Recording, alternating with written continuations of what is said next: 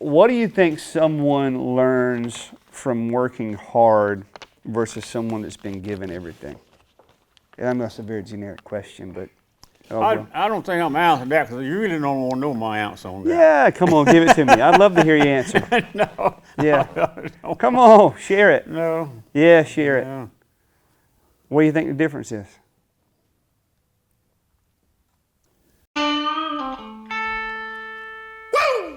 You think you just fell out of a coconut tree? Men do not menstruate. Some women have penises, right? Some men have vaginas. Oh man, you don't want a grandkid? Oh man, well dude, you're a weak man, dude. LGBTQIA+++, and then we included men who dress up like women and mock women, like influencer Dylan Mulvaney. Everything Manly Podcast is a place where men can come to be taught and encouraged to think and act like men in a world where men are being feminized. John and Tommy are two men who want to encourage men how to think and act in a feminized world. Hello everybody, welcome to another Everything Manly podcast where we are trying to teach men how to think and act like men in a feminized world. Now, as someone who is a part of this podcast, I try to interview people from time to time who we can learn from. And I think the younger generation can learn from the older generation. So today I have the privilege of interviewing the myth, the man, the legend, Mr. Glen Waltz. Thanks for joining me today. You're welcome. Yeah, so what we're going to do here today is I'm just going to simply let you share your story, where you grew up, how you grew up, and then we'll talk about your childhood, your career, and then just advice you may have in the small farmers or even big farmers. And when I mean small farmers, people who are just maybe tending a raised bed in their backyard or something like that. But why don't you tell the people who are listening basically where you're from, how you grew up, so they can know a little bit about you. I'm St. Matthews, South Carolina. Grew up in a small town, St. Matthews. I'm 77 years old. Been here a long time. Yeah. So seen a lot of stuff. So where is St. Matthews located? If someone were looking at a map of South Carolina, what's the nearest biggest city to St. Matthews? Columbia. Columbia, South Carolina, which is the capital. Right. Okay. All right. So you grew up in St. Matthews. Who were some of your heroes growing up? Some people you looked up to. Well, I actually didn't live my young years in St. Matthews itself. I lived about 5 miles between almost Ellery, between here and St. Matthews and Ellery. Okay. Dad and mother ran a store there, and that's where I grew up as a small child. Okay, so what type of store did they run? It was a small grocery store. A grocery store. Mm-hmm. Okay, so that was before they moved to the other store in St. Matthews. Mm-hmm. That was when I wasn't 3, 4 years old, 5 years old. Really, and so did your mother? Was she a seamstress then, or? No, she just ran the store. Just ran the store. Daddy farmed. Okay. All right. So when did you guys make the move to St. Matthews? Oh, I might think a little bit. Sure. Kind of caught me off guard here this morning. Yeah. I don't know the exact time of day, but it was I was probably 10 or 11 years old. Yeah. When we come in and moved into that block house over there where we used to stay at. Okay. Behind Skeet Crowder's grocery store. Uh-huh. Okay. So they left that store, moved here, and they start the other store automatically in St. Matthews? Just about, yeah, almost Pretty much. automatic. Yeah, I mean, what they call Hancock Bottom on 601. Okay. All right. And then she just kept selling meats and a small grocery store like? Yeah. As I got old, I helped in this store.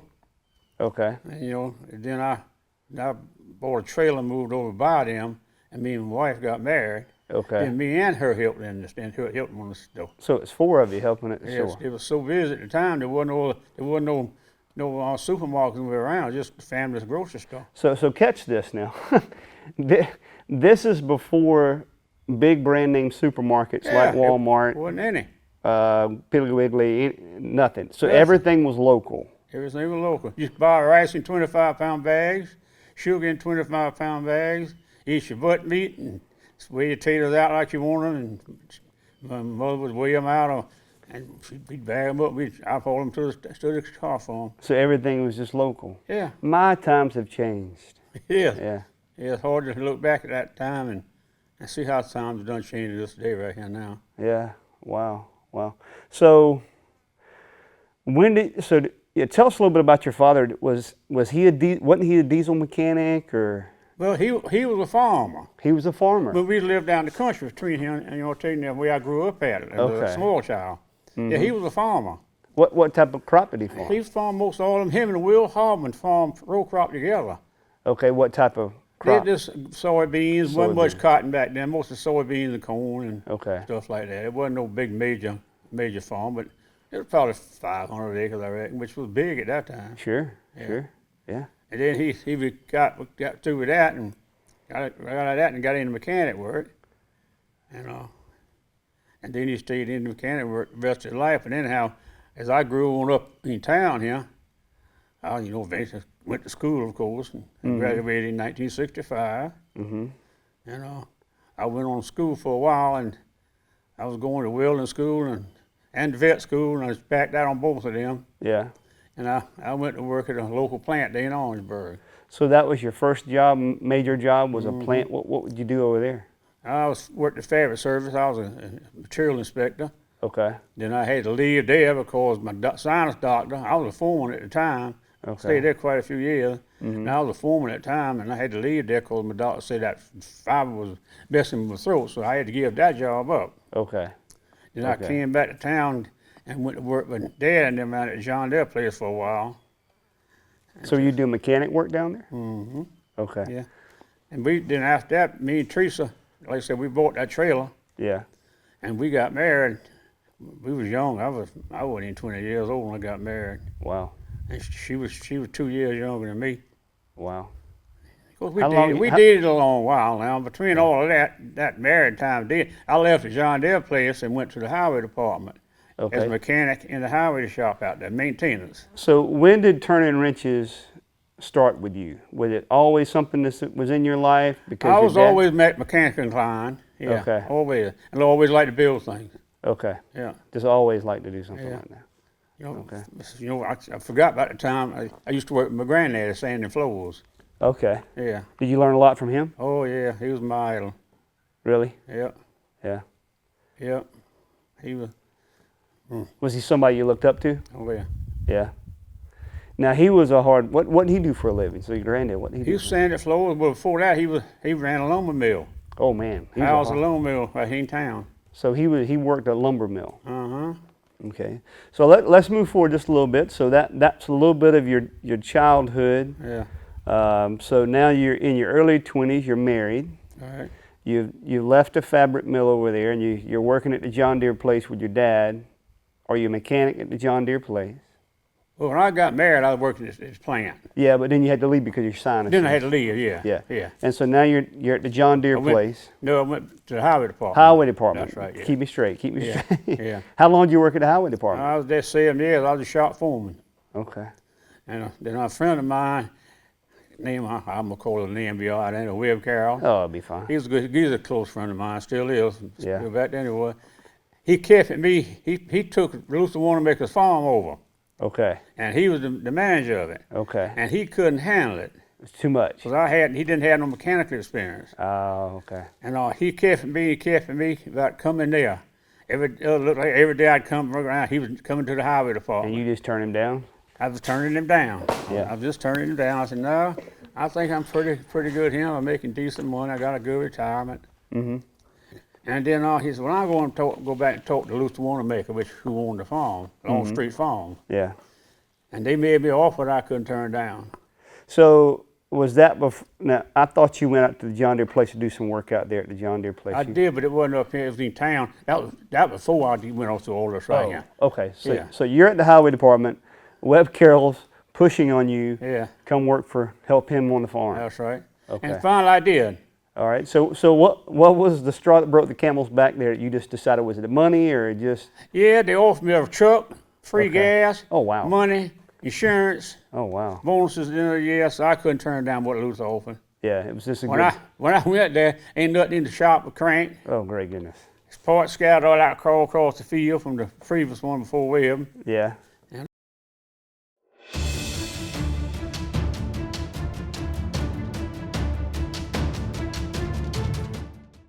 I just went from them, building everything up. Yeah. And I got more and more out of the mechanic part of it. Then I went into the farming part, the Webb of it. All right, so... I went there as a sole mechanic, really. Yeah. And then he was managing the farm, which was about 3,000 acres at the time. Okay. That was a lot. That's a lot of That was a land. lot. Yeah. And he'd had a farm before that and failed at it. Webb did. Okay. But he wanted to try it again. So he linked in with Luther. Yeah. And I found this kind of worked my way into the farming part of it. Was farming just something that you just naturally gravitated towards? You liked it, or just... I always liked it. Always liked to grow things. Yeah. I used to grow gardens, and when I wasn't even married yet, I was just growing gardens. You just know. love to I watch got things. hogs and cows, and Yeah. had a little hog house with little pigs and stuff. And that's how I managed to build my house, is through them sold out stuff, you know. So you would sell the stuff and then save a little bit of money to build... To build a house. When I finally got enough, Yeah. we built the house out here. Boy, let's just hit pause there just for a minute. I want you to think about how average people buy a home today, and I'm guilty of it. We just go get a mortgage. I didn't get And no we mortgage. see, so what we're seeing here, so if you can't take away anything from this man, listen to what he's saying. He worked hard, he saved some cash, he built his home. I mean, that's just so wise. Yeah, I mean, I didn't go in any debt. Yeah. You didn't borrow, so you worked for it? When you get enough built up, you just... Me and my daughter, Tammy, Yeah, and Teresa, yeah, and just ones helped me build that house. okay. We did all the painting, you remember that, Tammy? We did all the painting and all the Yeah. inside work, putting the dang insulation up, Yeah. all that But stuff. did you have a contractor to I had a contractor to frame it, okay.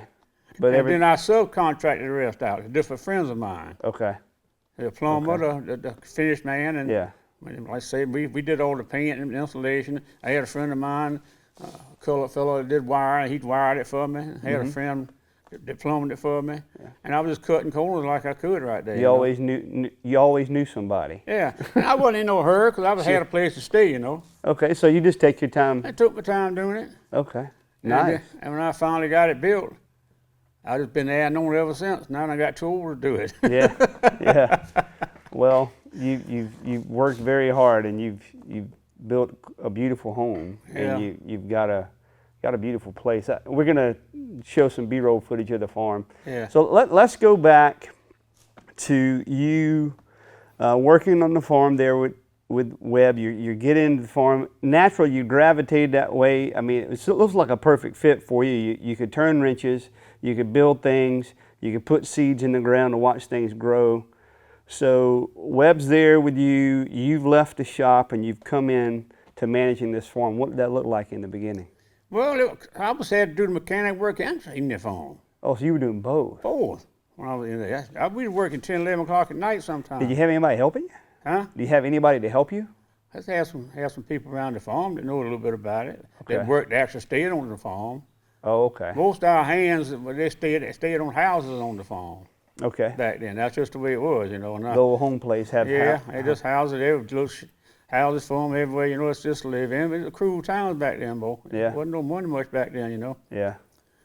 And we went on and Webb, it just got too much for Webb. Okay. And I said, well, Was Webb wanting to do other things, or? yeah, he wanted to get into the horse business. Okay. Now, So he decided he was going to leave, and Luther came to me. He said, Glenn, can you run the farm completely? I said, yeah, I can run it. okay. Now, how many years was that you've been working with Webb, learning from him and learning about the farm itself? Oh, that's probably 7, 8 years. All right. So you had a lot of time under your belt. Yeah. Okay. Yeah. All right. And I worked at John Deere long enough to get familiar with the tractors and stuff, so I had that experience going into the farm, you see, and with the mechanic part of it. And just a side note about Webb Carroll, he did him and his brother both had a horse business, and they raised horses that went to the Kentucky Derby, right? Yeah, right. Did they ever have one that won a Triple Crown? No. No? No. But they did have one that won the Kentucky Derby. Yeah, they had a couple of horses that did real good. Wow. Okay. All right. Well, back to you. So Luther asked you to keep operate, manage the farm. Yeah. And you took him up on it. Yeah. All right. And he made me a good offer again. Okay. Told me to go get me a new truck. Okay. And I went and got a new truck, and he raised my salary on up. Okay. And I took over the farm. Okay. And the rest is history. Wow. So. And I stayed there till I retired. So how many years let's combine these two. So how many years have you been turning wrenches and farming before you retired? Before I retired. Yeah. This was just when I went to Luther. Well, yeah, you can say just when you Well, went. I was at Luther for 30 years. 30 years. But I was a mechanic before that at the highway department. Okay. And the John Deere place a little So bit. how many years total? Probably another 10. So 40 plus years. Yeah. Doing mechanic work. Yeah. It And, may be even a little bit longer than that, Tommy. and working on the farm. Yeah. So, what is it like running a full-time, running a farm, managing a farm? What is that? So your day in, day out, what would that look like for you? Well, a lot of the time, I missed a lot of time with my children. Okay. That was the worst thing about it at all. You worked a lot. I could deal with the work. I could deal with the hours. Yeah.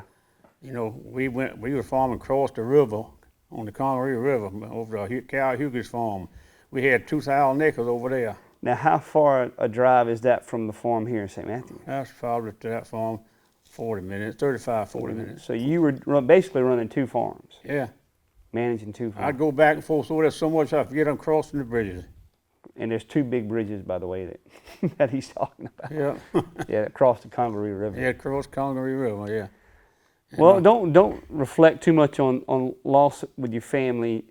But what was the day-to-day like managing the farm?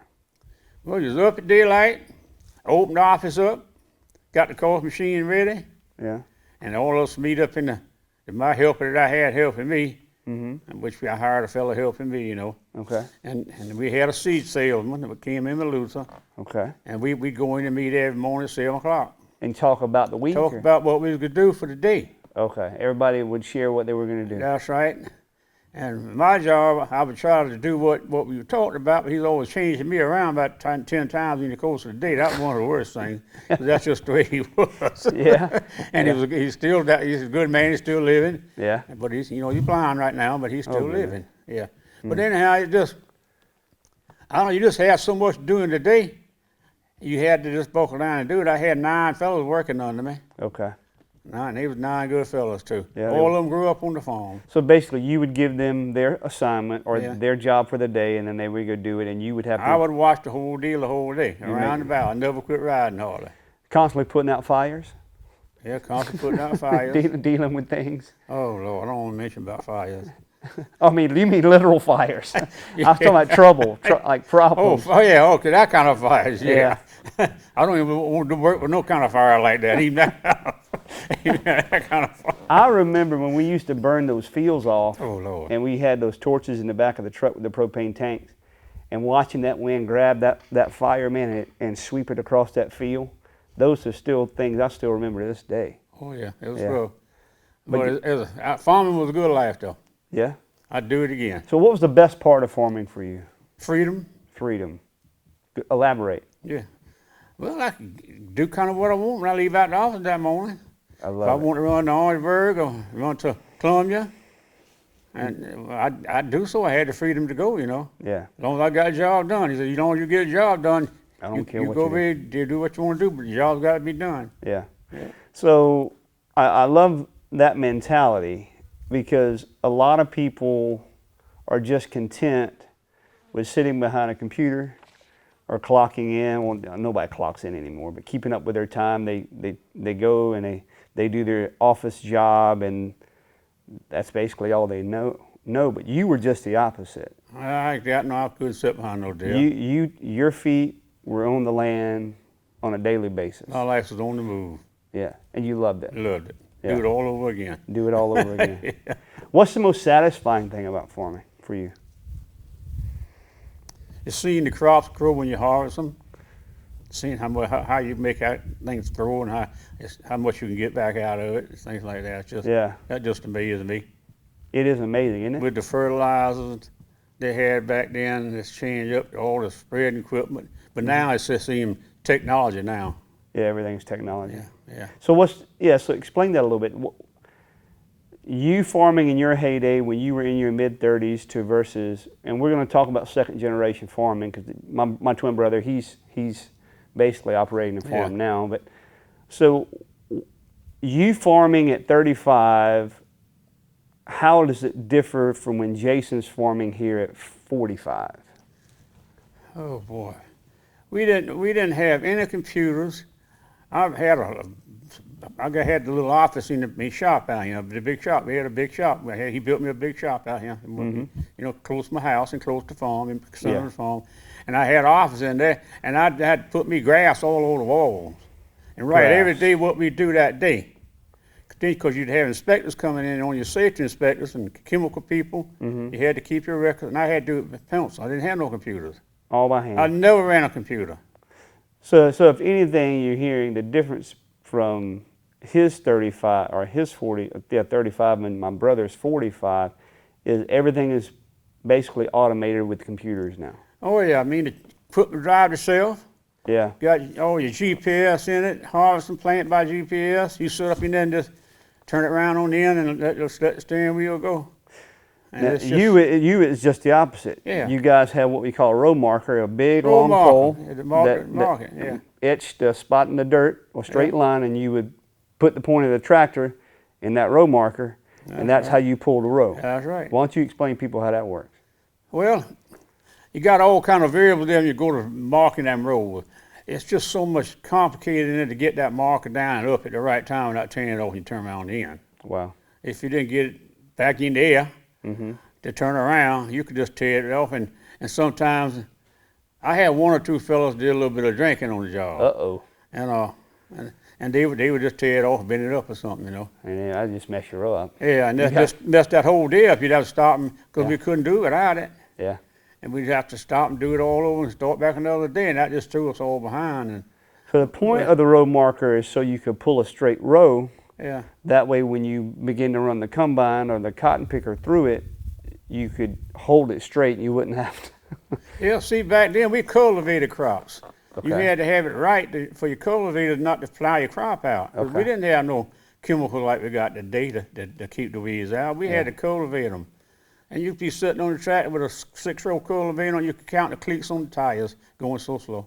Wow. So what he's saying here, a cultivator is basically something that you would pull between the rows to get out the weeds, That's correct. to establish the roots or help the root system breathe with the plant, right? Yeah, it helps that and helps everything. I always liked cultivating because it seemed like the crop grew so much better, but in the final end, it wasn't that good. Really? When they came out, the chemicals they got today to take care of that, we make a whole lot better crops now than it did back then. Okay. All right. So that's the highlight of the farming life. You already said one of the negatives is being away from family a good bit.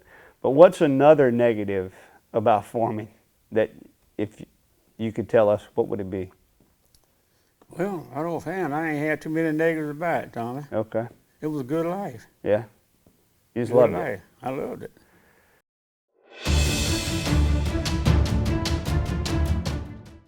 I mean, it's a lot of trusting, right? When you put that seed in the ground and you put the fertilizer down, hoping that it's going to rain. And Oh yeah, when you dealing with another man's money, that's a hard thing, boy. It was doing like dealing with my money. That's how serious I was about it. yeah, And he trusted me. yeah. He Trust. put the farm across the river in my name.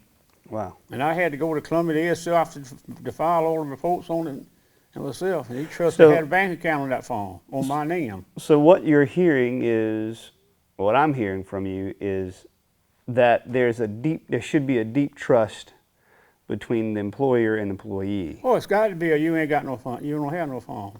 Yeah, You never trust nobody. I mean, yeah. You got to be committed. You got to trust.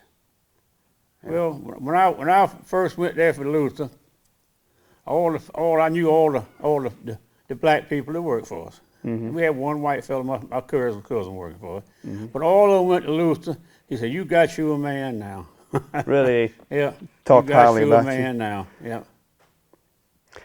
So we briefly talked about, basically this is what we call industrialized farming. You guys did things on a big scale. We're not talking about 1 or 2 acres. We're not talking about 10, 12 acres. We're talking about thousands of acres. We had 5,000 acres one time in Luther. 5,000 acres. 5,000 That's a acres. lot.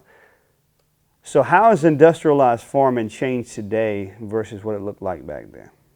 I mean, you talked a little bit about it, about the equipment being computerized. And Yeah, but everything's computerized. Like I say, it's twice as fast. twice as fast. Yeah. Everything is efficient. Twice as fast. You plant twice as fast. You don't have to monitor. They got a seed monitor. You don't have to handle all the fertilizer by hand and the nematodes put in the ground for nematodes. Used to burn up the fellows. What is that, a bug? It's an insecticide that kills the bugs and nematodes in the ground. Okay, It's so microscopic. A nematode is a Yeah, microscopic bug. Oh, yeah. Okay. That just all went away. They came out with chemicals. Now you didn't do that no more. They took all that away.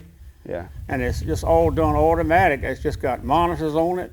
Tell you when one row mills plant, or how many thousands of seeds you put out into an acre. My goodness. And we just had to get there and scratch in the ground and check the distance you put in your corn seed. Now you got to count on it. Tell you Yeah, how much you're dropping, how many inches apart you're dropping, and how many thousands you put into the acre. It's almost foolproof right now. Do you ever look and go, man, I wish I was farming now? No. I hadn't been in one tractor with a computer since Jason went to start. My son went to farm when I was retired. Really? I hadn't been in one. So this cotton picker behind us, why don't you tell us a little bit about cotton picking? So back in the day, you guys would have a cotton picker, usually a 4-row picker or a 2-row picker, some even 2 rows, and then you would dump the cotton into a big buggy, and we would pack it with our legs. Pack it with your legs. And then you would send it up to the gin. Right. And they would gin it. Yeah. So this cotton picker behind us, if it's the new one, it may not be the new one. That's new. So how does it work?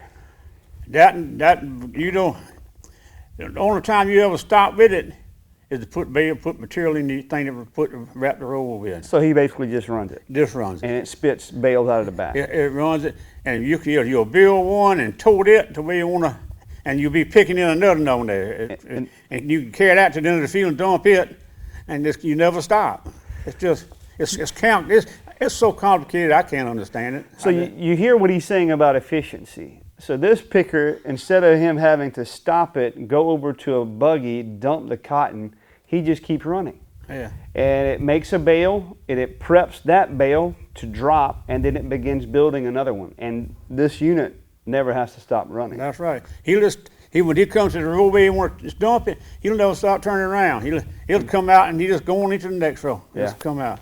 And then the gin, they'll come pick up the bales. Well, we'll haul it to them. Haul it to them. We put it on we got a loader that picks it up on the back, another big tractor, and sets it on a trailer. Yeah. And then we'll carry it to them, and they unload it at the gin. Okay. But it's just. How has farming changed you as a person? Well, I think I'd have been a good person, but I'm a smarter person than what I went through with. And was able to do a lot more things probably after I retired. Yeah. Because I kept physically feeble. Yeah. You know. Most all my friends at my age, my graduates, all of them done passed away. Really? Very few out of 35 living. Yeah. So you say you're a smarter person because you farmed. Do you feel that you did things that, looking back at it, maybe if you wouldn't have been challenged with it, you would have never thought about doing it? Yeah. And I'm proud to do what I did. Yeah. I can look back and be proud of my life. Yeah. You know, I had 3 good children. I had property. We buying property now. Yeah. And I'm still a part of that with my son. And it just makes me look good, feel so good to look back on those days that I did that. Yeah. I said, damn, I done that. Yeah. What would you share with someone, the average person? I get the privilege of knowing you and being around you and growing up on this farm. So I've seen the work, I've seen the effort that goes in to producing a shirt, to producing clothing, to producing food.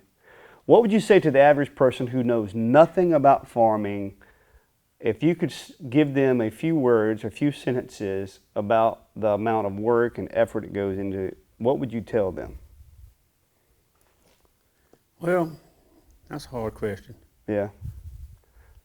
If people don't understand where the food comes from, a lot of them. Yeah.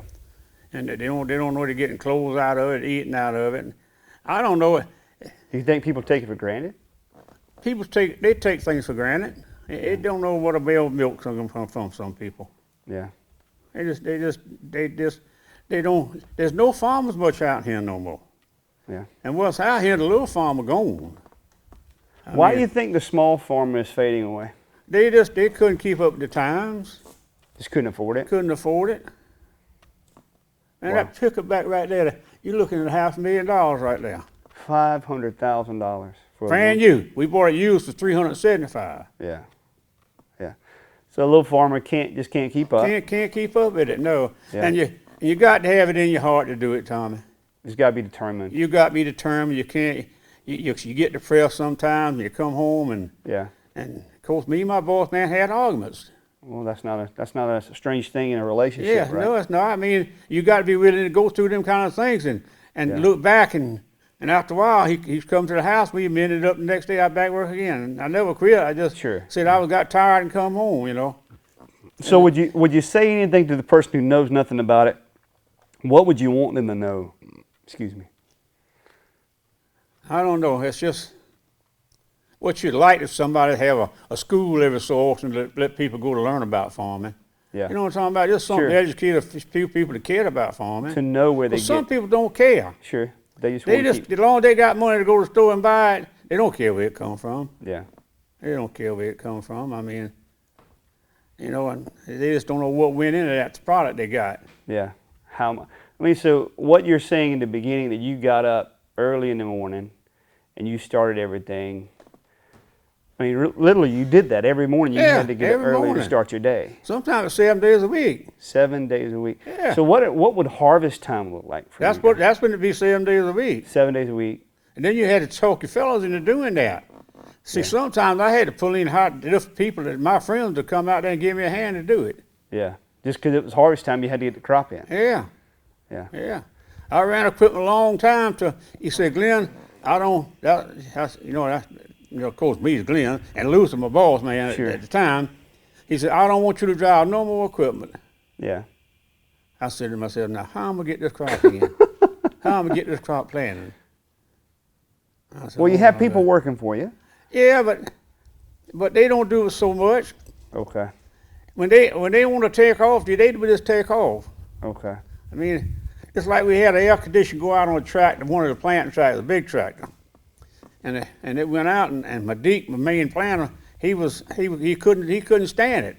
It's too hot. So every hour or so we'd rotate. I'd get on it, he'd get off and cool off. And he's a big guy. Big guy. Deke was a big guy. Yeah, and it's a lot of things that people don't know that. Yeah. They think these things get out the field by themselves. It's a lot of hard work. So what you're hearing, men, if you're listening to this, farming is a rewarding work, but it is a hard work. So every gallon of milk you drink, every piece of clothing you put on that's not, it's got cotton in it, every piece of food you buy, a farmer's had to produce that. Yeah, don't get me wrong. There's a lot of benefits to farming too. You make good money if you treat it right. Yeah. At times when the price is right and finally the government's out of it now pretty much. They don't get too involved in government. We can grow about what we want to grow, but not. Well, that's encouraging to hear. Yeah, not completely, but they're more relaxed now. Of course, you don't get any payments much on your thing. That's good. They need to be out of it. Sure. Let the farmer farm. Let the farmer farm. Exactly. And I mean, it's just things that people just don't know. They don't know where a peanut comes from. People say, you grow them in the ground and turn them over, let them dry and harvest them. I said, yeah, that's where a peanut comes from. Yeah. Yeah. I done shook many people out here, and they looked at me, gathering peanuts and picking cotton. They was amazed. Yeah. Just couldn't believe it. Yeah, I know there would be people stop by the road from time to time and snatch cotton plants out of the ground. Just take them. Because people had never seen cotton. Never seen cotton before. Yeah. What did it do with it? But so how did you transition from managing a farm to running a farm? in a sense, because I know Luther, he got out of it. And then he came to you and said, do you want to take it over? Yeah. All right, we're going to end this podcast today and to end to point 2, dedication and trust. Next week, we're going to bring in the other part of this podcast where my dad talks about taking risk and setting goals. Until then, go out and be manly, because this world is trying to turn you into a pansy.